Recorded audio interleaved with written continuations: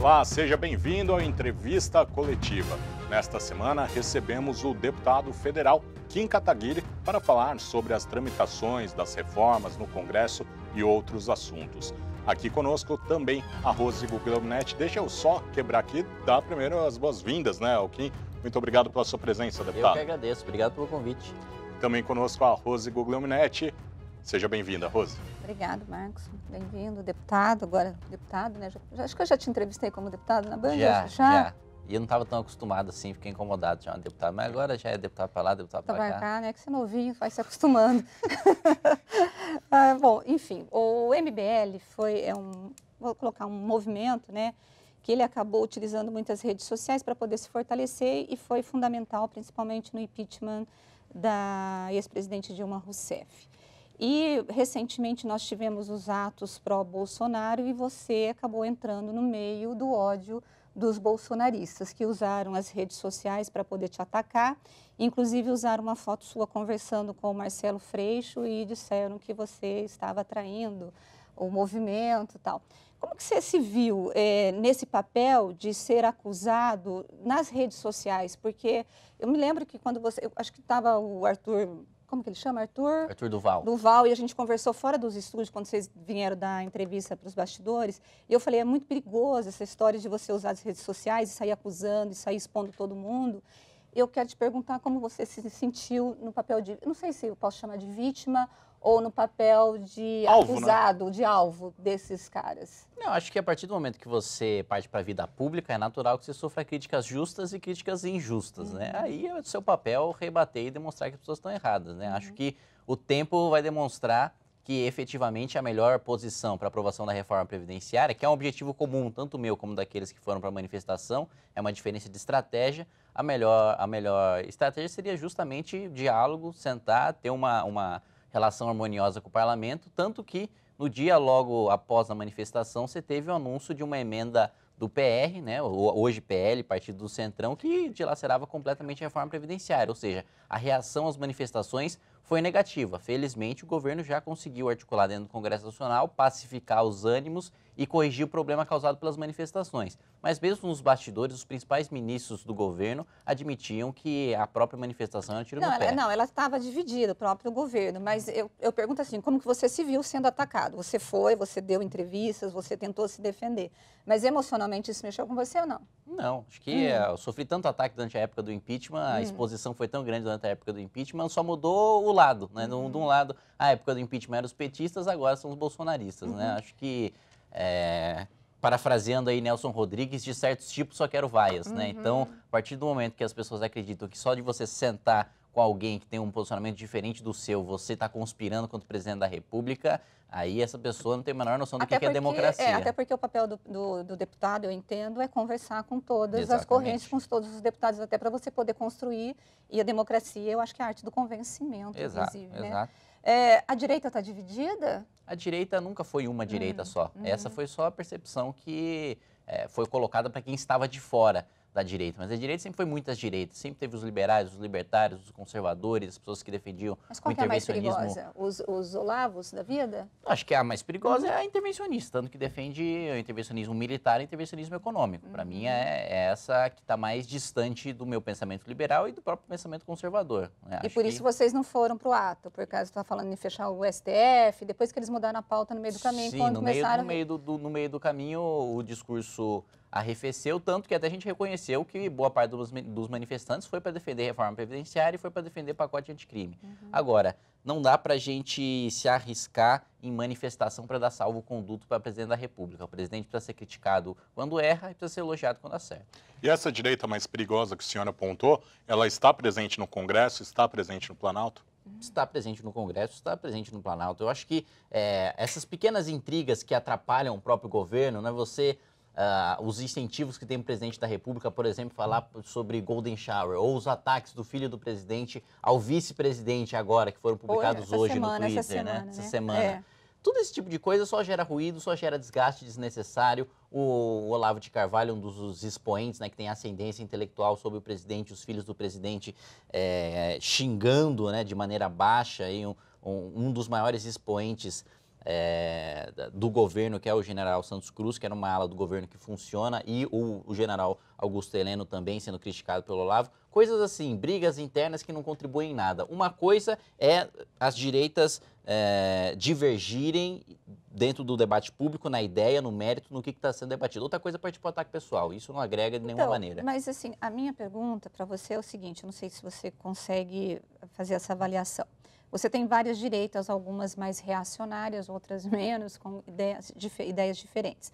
Mas a impressão que eu tenho do governo Bolsonaro é que você tem um bando de doido lá que, ao invés de perceber que o presidente foi eleito para governar o país e, portanto, ele tem uma responsabilidade com o país, ele não é presidente só das pessoas que votaram nele, mas ele é presidente de todos os brasileiros. Sim. E tem uma briga de poder que não vai levar a nada, como você colocou, mas que tem atrapalhado o país. Sim, porque você vê a dificuldade que e aí você pode falar, que você já está lá dentro, na Câmara Federal, para poder se discutir questões simples. O próprio PSL está completamente... Cada um pensa de um jeito, não segue a orientação do líder de bancada, do Valdir também, que é um outro que eu não consigo entender como que ele vai trazer esse pessoal. Como que você está vendo e como vocês estão vendo a articulação? O governo, a impressão que eu tenho é que o governo não tem articulação nenhuma mesmo, nenhuma.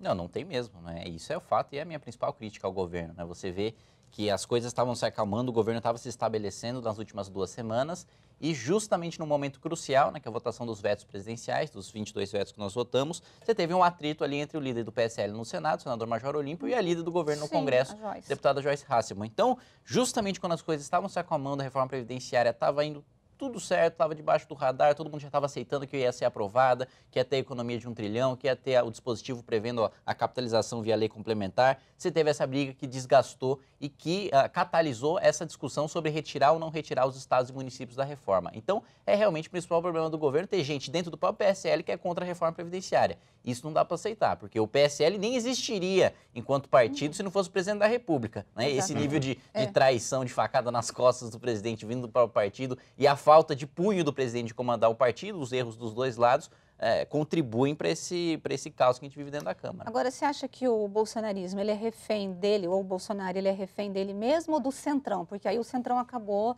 tomando uma proeminência, uma projeção, porque o Centrão sempre existiu na Câmara, sempre foi aquela história do toma lá da cá, e de repente agora o Centrão tem lá os seus 100 e tantos votos e está tentando mandar na coisa toda, né? Ou pelo menos desequilibrar o jogo.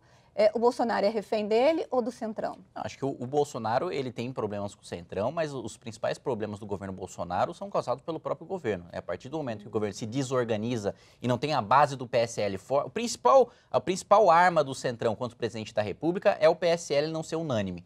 Porque se o próprio partido do presidente da República não é unânime, isso, bom, vamos colocar aqui o Centrão como tubarões e que estão sentindo cheiro de sangue.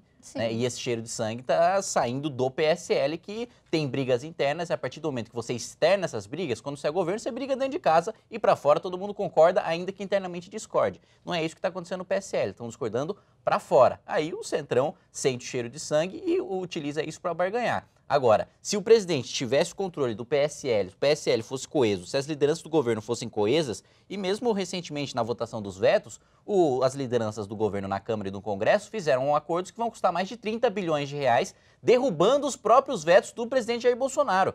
Eu, que sou um parlamentar independente, votei para manter a maior parte dos vetos do presidente e as lideranças do governo articularam com o Centrão para derrubar vetos do presidente sob a justificativa de acelerar a votação, derrubar os destaques para votar o crédito suplementar. E que inclusive irritou o presidente da Câmara, né, que colocou que estava jogando contra o próprio governo, né, ele teve que alertar, mas... Marcão. Deputado, e a sua relação com o presidente da República? O senhor já chegou a ser recebido por ele? Depois que ele assumiu a presidência, tem um diálogo com ele? Como que está essa relação? Eu tive com ele uma vez só na reunião de bancada de democratas no início do ano. Meu relacionamento mais próximo é com o ministro Paulo Guedes, né, e com o ministro Tarcísio, que são duas áreas que eu estou atuando bastante nesse início de mandato, nesse primeiro ano, que é a questão da infraestrutura. Sou relator do licenciamento ambiental, né, agora fui designado aí o presidente do grupo de trabalho que vai tratar desse assunto, é a perspectiva que a gente tem é de votar em julho, ainda antes do recesso, E a outra questão da reforma previdenciária também, que é a minha principal bandeira, a minha principal atuação, né? Então, estou muito mais próximo desses dois núcleos do governo. Que, na minha opinião, você tem até, e é até interessante colocar isso, você tem 3 alas dentro do governo Bolsonaro, né? Você tem a ala liberal, econômica, você tem os militares e você tem os radicais mais ideológicos, né? Digamos assim, ideológico no sentido pejorativo. E acho que a ala militar, a ala econômica está funcionando muito bem. Só que como a articulação política está com a ala radical, compromete as outras O duas. ministro do Meio Ambiente entraria na ala radical? Não acredito que ele entraria na ala radical, porque ele não cria atritos com a Câmara, ele não cria atritos desnecessários Mas dentro do próprio governo em razão o Ministério disso. da Educação está na área radical, né? Como que você viu o contingenciamento na educação? Você acha que houve inabilidade do governo em conversar com os reitores e tentar resolver essa questão de uma forma menos traumática? Acho porque o governo já sabia que isso ia acontecer desde a fase do governo de transição. Já foi na lei orçamentária do ano passado, que foi deste ano, aliás, que foi aprovada no ano passado, na legislatura passada, já estava previsto que você teria de ter esses cortes e que o país teria déficit primário, que o governo teria déficit primário. Ou seja, o governo já sabia que ia ter que fazer esses contingenciamentos. Na fase de transição, ou no início do ano, depois de empossado, poderia ter chamado todos os reitores para falar, olha, vai ter o contingenciamento, mas ele vai ser feito nesses meses, nesses termos. Portanto, se programem para que a administração não entre em causa. O problema é fazer de supetão. Ter de fazer o contingenciamento, tinha de fazer. Todos os governos passados fizeram. Mas o problema também foi comunicação e a maneira como foi feito é o problema. E o ministro falar que ele iria cortar verba de faculdades que tinham feito balbúrdia, né? Isso aí é irracional a ponto dele mesmo admitir depois que fazer o corte linear. Rose, a gente precisa ir para o intervalo. Quer fazer a pergunta nesse bloco e criar um suspense? Não, faz no outro? Ok. A gente vai para um rápido intervalo e entrevista coletiva volta já já.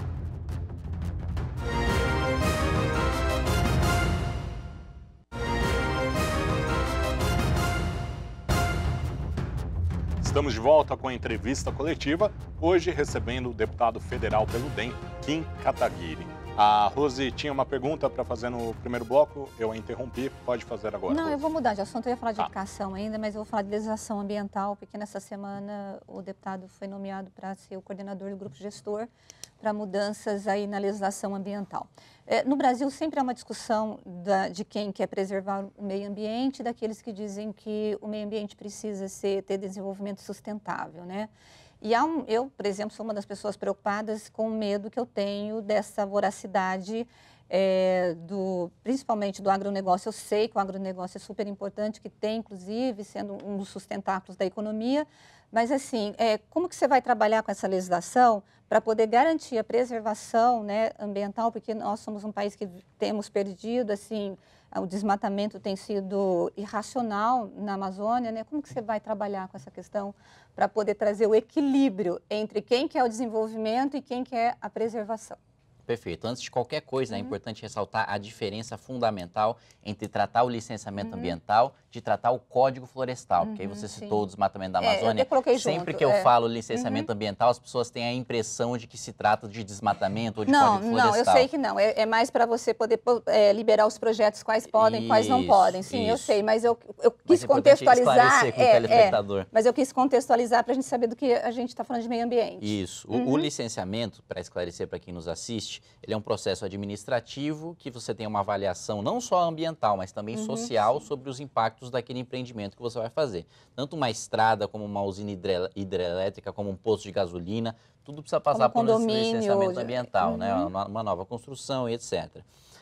Eu me reuni já com praticamente todos os setores da agricultura, da pecuária, do setor de floresta plantada, também o setor produtivo, a indústria, comércio, serviços e também com os representantes de ONGs defensoras do meio ambiente, com o Greenpeace, com a WWF, com a SOS Mata Atlântica. E a ideia é justamente fazer um texto equilibrado para que você tenha o objetivo central, regras claras, que hoje não são claras porque não existe lei geral de licenciamento ambiental, nós vamos fazer uma lei geral de licenciamento ambiental. Hoje você tem muita insegurança jurídica com cada estado utilizando uns critérios diferentes e muitas vezes esses critérios sendo inconstitucionais.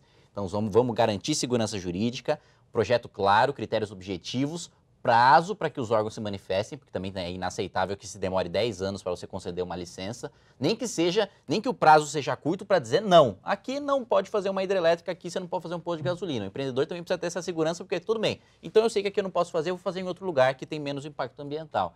Então, ter um processo claro, objetivo, com prazo, para fazer com que também os órgãos de fiscalização e controle não fiquem afogados em papelada como estão hoje, que a principal reclamação que eu escuto das secretarias de meio ambiente e do próprio IBAMA é que boa parte do efetivo, pelo menos 30%, está analisando papel, está analisando licenciamento de empreendimento que nunca vai vir a acontecer. Enquanto isso, falta a mão para fiscalizar o pós-licenciamento, que é o mais importante, que é o que já gera impacto ambiental, que é o caso de Brumadinho, que é o caso de Mariana, foi a falta de fiscalização no pós-licenciamento. Então, a partir do momento que a gente permite que você tenha um critério objetivo, você tenha prazo, inclusive para dizer não, e você garante segurança jurídica e você garante que esses fiscais possam fazer a fiscalização no pós-licenciamento, você garante segurança jurídica para o empreendedor, que deixa de ter seu empreendimento embargado pelo Ministério Público, que está fazendo parte da discussão também, e você garante também que os órgãos de fiscalização e controle possam ter critérios firmes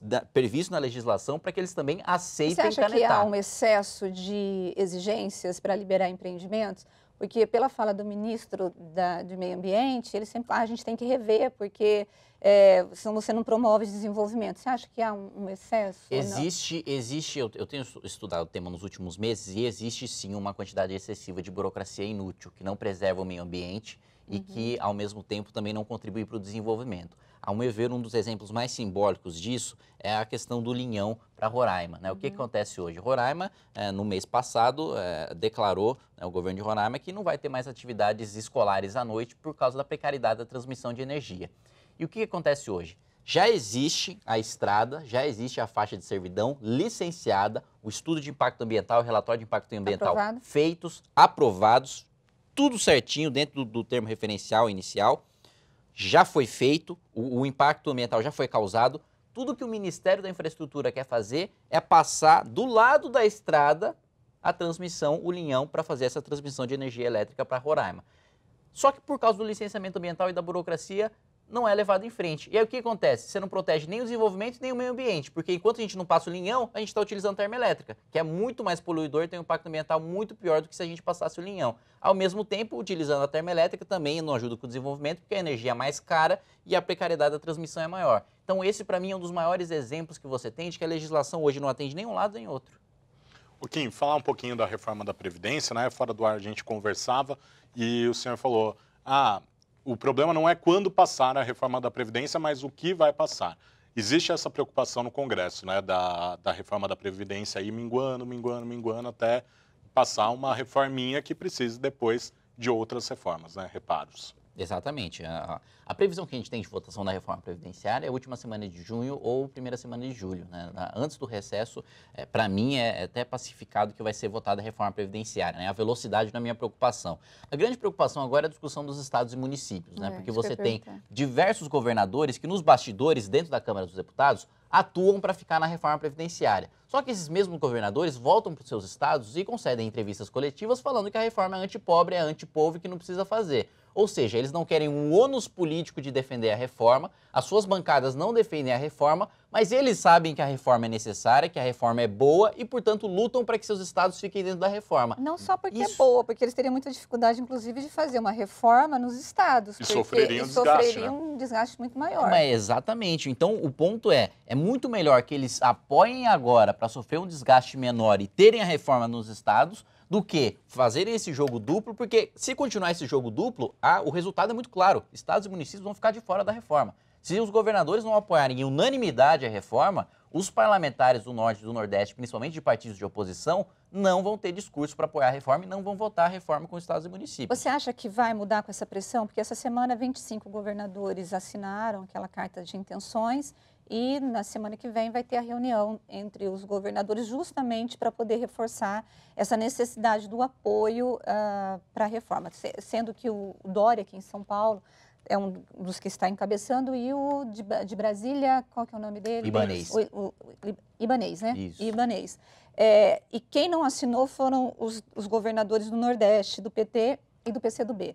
Você acha que pode ser que essa possibilidade de você tirar os estados e os municípios, lembrando que o déficit é de 90 bilhões por ano, e além deles terem que enfrentar dificuldade política, de terem que aprovar em seus municípios ou em seus estados reformas deles ali individuais, você acha que pode mudar essa resistência política? Pode E mudar. esse discurso que você disse aqui, que eles fazem um discurso em Brasília e outro para o Estado, vai mudar? Pode Como que você mudar. está vendo isso? Pode Você acha que mudar. você já percebeu que está tendo uma mudança ou não? Eu acho que um passo importante foi essa questão dos governadores, porque nem todos os governadores do PT se manifestaram contra, só um, né, que é o Isso. governador da Bahia. o Então Rui Costa. fica complicado agora, Uhum. porque então um governador do PT, ele é anti-pobre e o outro é a favor dos pobres, assim, não tem muita coerência. Mas eu acho que a Isso discussão precisa da ser reforma ajustado. não deve nem ser essa, né? Antipobre ou contra Mas, pobre, né? infelizmente, Mas, um por discurso exemplo, político você que vem está sendo lá, que você está utilizado. estudando a reforma da Previdência, Sim. ela é uma reforma que vai trazer um pouco mais de justiça social Sim, e vai sem reduzir, dúvida. não é isso? É exatamente Pelo menos isso. para quem ganha muito, não vai ganhar Exatamente isso. tanto, O problema né? é que esses governadores não estão fazendo o debate técnico, eles estão fazendo um debate de discurso, de populismo, de demagogia. E, já que nós estamos falando da parte técnica, você é favorável ou contrário ao regime de capitalização proposto pelo ministro da Economia, o Paulo Guedes? Eu tenho uma proposta alternativa que vem sendo desenvolvida pela FIP, Fundação Instituto de Pesquisa, pelos professores de Economia e Administração da USP, principalmente o professor Hélio Zilberstein, que inclusive apresentei, não como deputado, mas consegui os proponentes e assinatura de 200 deputados para apresentar na discussão da reforma previdenciária passada, que é basicamente um sistema de capitalização, um novo sistema para quem nasceu a partir de 2005, baseado em 3 pilares. Pilar de repartição, com um teto de R$ 2.200, que já abarcaria 80% da população brasileira, né? Então tem uma rede de proteção social, mais um sistema de renda mínima, que seria complementar, ou seja, mais R$ 400, além desse INSS, mais um sistema de capitalização, e aí a grande diferença do sistema proposto por mim para o sistema que vem sido proposto hoje pela Secretaria de Previdência. No sistema proposto pela Secretaria de Previdência, para fazer a transição, você teria de utilizar os recursos do Tesouro. No sistema que eu proponho, não tem custo de transição, porque você utiliza os recursos do FGTS e só para quem nasceu a partir de 2005. Ou seja, a construção civil tem 35 anos de margem para se adaptar ao mercado de capitais, para se adaptar ao mercado de crédito, e com a aprovação da reforma previdenciária, você tem necessariamente, com mais oferta de dinheiro no mercado, uma diminuição do preço do dinheiro. Diminuição do preço do dinheiro, juros mais baixos, então você não precisa subsidiar os juros se os juros de mercado já estão acessíveis, né? Então, essa é a proposta que eu defendo. Você chegou a apresentar alguma emenda? Exatamente esta emenda que eu apresentei. Você apresentou essa emenda. Isso. Quantas emendas já tem o projeto lá? Boa pergunta, incontáveis. Só Mas, quando eu tipo- passava no corredor até a semana retrasada, era 40, assim. Ah, eu sou da ABIN, eu sou especial. Ah, eu sou auditor da fiscal, eu sou especial. Ah, Porque eu tinha a última todo matéria mundo é que eu li, especial. a última matéria que eu li é que a maior parte das emendas se referia aos servidores públicos para poder manter ali o que eles já têm, porque eles não querem perder os direitos. Era isso mesmo ou você não chegou a fazer? Não, um a balanço? maior parte é para retirar categorias da reforma. A maior parte são deputados que representam determinadas corporações e Por querem exemplo, tirar essas policiais corporações da civis, reforma. servidores, Policial civil, Militar. Polícia Federal, Ministério Público, Judiciário, auditor da Receita, agente da ABIN, diversas categorias, todo Como que mundo. estão os deputados? Tem votos? Porque o próprio governo fala que não tem ainda os 308 votos necessários. Qual que é a impressão que você tem? A impressão é que eu tenho que ter um clima favorável para a votação da reforma previdenciária. O embrólio hoje é a questão dos estados e municípios.